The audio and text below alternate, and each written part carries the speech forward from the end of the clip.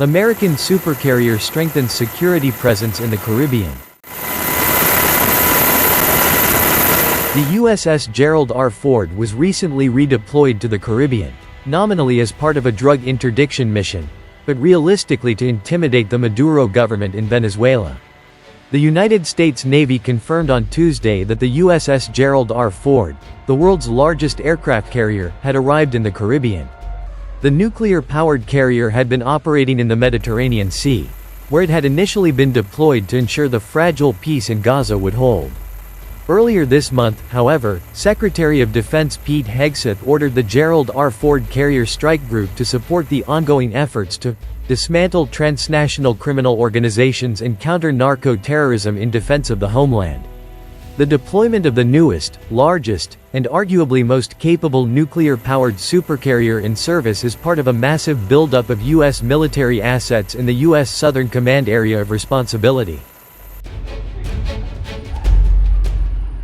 CVN-78 has arrived in the Caribbean with 9 embarked squadrons of Carrier Air Wing 8, operating F/A-18E, F Super Hornet multirole fighters, E/A-18G Growler electronic warfare aircraft, and E-2D Advanced Hawkeye airborne command and control planes, among other assets.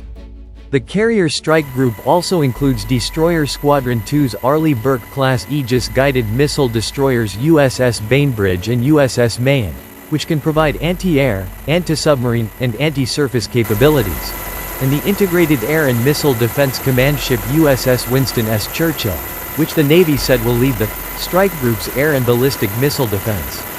The buildup comes as the U.S. has carried out strikes against at least 19 boats in the Caribbean and the Eastern Pacific that were purported to be smuggling illegal narcotics to the United States.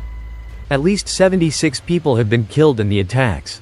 The Carrier Strike Group will further increase the U.S. forces to continue to counter the attacks at sea, but could also signal that Washington may carry out strikes on land targets in Venezuela, which President Donald Trump has accused of allowing the flow of narcotics into the United States.